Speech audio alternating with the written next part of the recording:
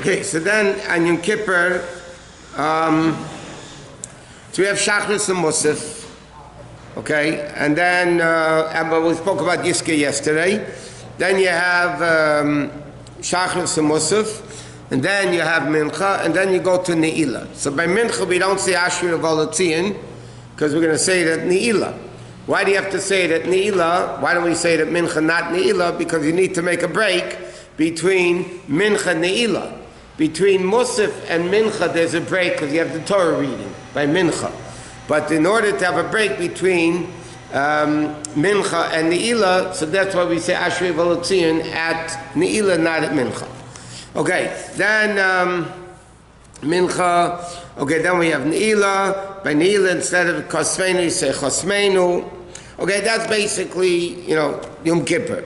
Otherwise, you come to shul and you find out what to do. Now, Ma'ariv, our custom is we daven Ma'ariv because we learned, according to Kabbalah, you're not supposed to wear a Talis at night. And the main part of wearing a Talis is when it's over the head. So therefore, Chabad custom is like this. We still wear the kittel. We still wear the Talis. We take down the Talis off the head. We put on our black hats. We daven Ma'ariv like that. And then we say Havdalah like that, and Kiddush Levana, Havdalah, whichever order it is. We do all that while we're still wearing the Talis and the kittel.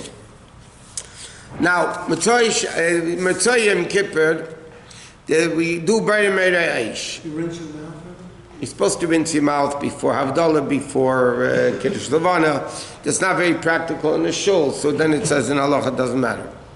You're supposed to change your shoes also before back to leather shoes. But the problem with Minhag HaElam is that they don't do it because it's just not practical. Now, Motzei Shabbos, on a regular Saturday night, we make bracha B'rei Meirei Ha'esh by Havdalah. So we learned the reason for that is because Adam was created Friday afternoon. The first Friday of creation, there was no darkness. So the light from Friday morning was lit up for 36 hours, the 24 hours of Shabbos plus the 12 hours of Friday. So Adam Rishon didn't need any fire. When it came Saturday night, the world became dark. So Hashem gave the Chachma to Adam Rishon. He rubbed two stones together and he created fire. That's why, because fire is so important to us, it's warmth and cooking and everything, so we make a bracha every Saturday night, B'rei Meirei Ha'esh.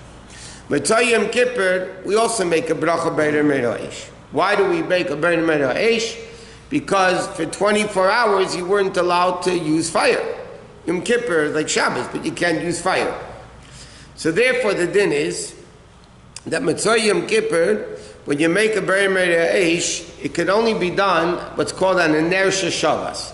Ner Shavas means a candle that was burning anyway for 24 hours from before Yom Kippur. And then there are different customs. Some people light the Havdalah candle from that candle and still use that candle for Havdalah. But there's a separate issue. I'm not getting into that. So you have the various, but you need to light it on a Ner Shavas. If you don't have a Ner Shavas, Machlekes and Paskim, according to Alter Rebbe, you don't do B'rei Meirei Ha'esh. But what's interesting is, what? Oh, so he says, even when Yom Kippur is Motzei Shabbos, you also have to do it in Ner Shabbos because of Yom Kippur. So therefore it says in halacha, even though it's Motzei Shabbos, and we do B'rei Meirei Ha'esh every Motzei Shabbos, but it still has to be on Ner Shabbos, even if it's Motzei Shabbos, Alter Rebbe says. Okay, then you do Kiddush Levana. Now, Motzei Yom Kippur is a festive time. It's a Yom Tiv, because when certain that Hashem forgave the Jewish people from all their sins. So you're supposed to have meat. You're supposed to have you light candles just for, no brachas, but huh? I don't know about shidduchim. Tu B'Av was up to with Yom Kippur. That has nothing to do with the Motzei Yom Kippur, with the Suda. The Motzei Yom Kippur, you have a Suda to show that we're certain it's a Simcha, it's Good Yom Tiv. In fact, the minhag is after Yom Kippur, you wish everybody Good Yom Tiv. And You're supposed to have su'unda, and there's a voice that comes out from heaven that says, Lech achel b'simcha lachmecha, go eat with your bread with simcha, u'shtei b'leiv tov yiyenach, drink your wine with good spirit, because Hashem already accepted what we did on Yom Kippur. Another thing is, Mitzvah Yom Kippur, you're supposed to, if you didn't do it before, you're supposed to start talking about the building of the sukkah, and if not, actually building the sukkah. So the main thing is you talk about building the sukkah. Why? Because you want to go straight from Yom Kippur to show Hashem we're doing right away another mitzvah called building the sukkah. So it's either building the sukkah or at least talking about the simcha. Okay, next. Now, starting from Erev Yom Kippur, which is this here Friday morning, until the end of Tishrei, there's no tachnun. That's what the Alter Rebbe holds. Most people hold that after Sukkot you have Isru Chag, but then until the end of Tishrei they do say tachnun. That's what many opinions hold. But the Alter Rebbe holds that you don't say tachnun from Erev Yom Kippur all the way to the end of Tishrei. Why? Because Erev Yom Kippur, just like Nisan, most of the month you don't say tachnun because it's festive. So you have in Tishrei, you have Yom Kippur, then the 4 days between Yom Kippur and Sukkot, which correspond with the 4 letters of Hashem's name, Yud Vavkei, and then you have the 9 days of Sukkot and Isru Chag. So we already don't say tachnun until the end of Sukkot. It says another thing, that the day after Yom Kippur, you're supposed to get up bright and early to shul.